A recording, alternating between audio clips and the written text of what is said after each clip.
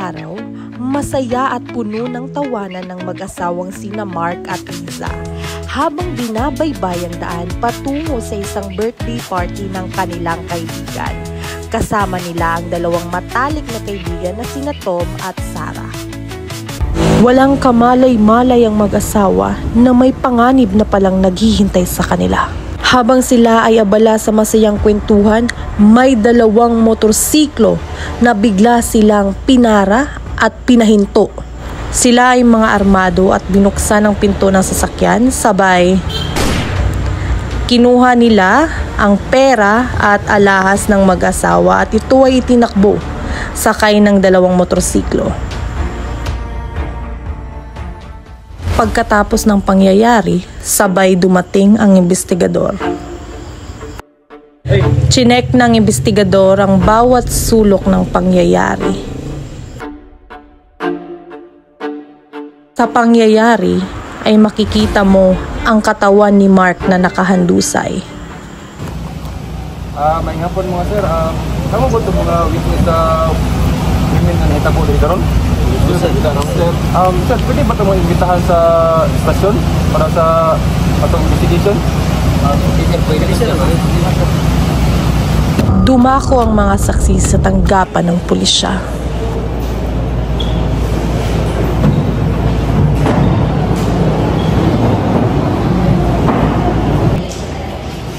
May hapon mga sir, ako rin si Espiritu Rafael Davis. Sa base sa nahitabo kahapon, pwede ba niyo masaya-sayo sa mga panghitabo? Una to sir, sumunta na to sir, dua ka motor sa isang karabakay. Itong mga una, nagkabagan niya itong nagsakitan. Nagpag sa sir ng tao. Nakaso yung isa sir, ang isa kayo. Ang isa kayo, nakabunit lang siya. Bawa niya ng ito, kaya nakalimit. Sir, ito.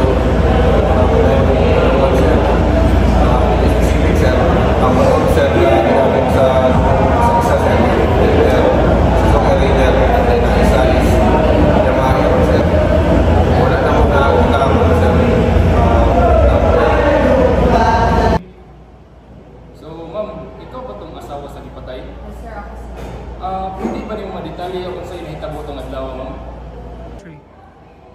Ako to nag-drive sir ato na time, tapos pagkahuman na ay duha ka motor na nagharap sa amo tapos gi-open ang door, tapos gi-ana sa ako ang bana ang iyahang mas, tapos nakita na ko gamay ang iyahang down, pero dili kay nako makon kay sa sobra kayo na ko kakulba sir, wala kay nako na identify lang now, pero na ako'y mga kauban nga pwede sila mo testify.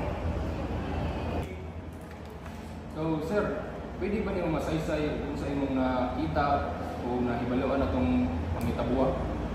Ay sir, kwan sir, atong pagtuluganan lang po sir, pwede palag ng kwan, akong angkol, ibira niya ang master, ayun, pagbira niya kaya laro ka sa kung sir na identify niyo na ako ang suspect sir, kaya na ako testify sa mga. Sa kabilang dako, ang katawan ni Mark ay sumailalim sa autopsiya. Ang resulta sa medical legal ni Mark ay dahil sa tama ng bala sa kanyang dibdib at ito ay rumisulta sa dead on arrival. Agad naman nagsagawa ng hot pursuit operation ang pulisya.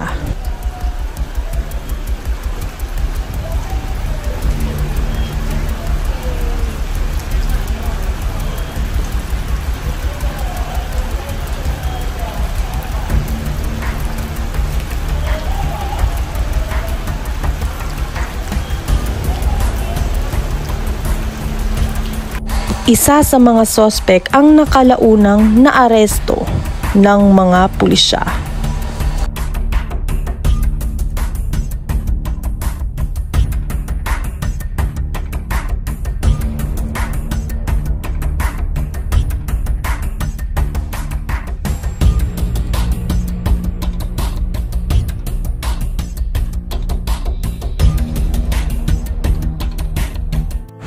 Humantong sa korte ang kaso ng pagkamatay ni Mark. Hindi na nila na-recover ang mga pera at alahas na nakuha ng mga magnanakaw. Sa korte ay humarap ang asawa ni Mark at ang dalawa nitong kaibigan kasama ang mga witnesses o ang mga nakasaksi sa pangyayari. Sa korte ay tinuro ng saksi o ang nakakita sa pangyayari ang akusado at ang akusado ay pinarusahan ng kamatayan o pagkakakulong ng hindi bababa sa 20 taon. Ang akusado ay hinatulang guilty at ang 3 iba pang kasama nito ay patuloy na hinahanap ng otoridad.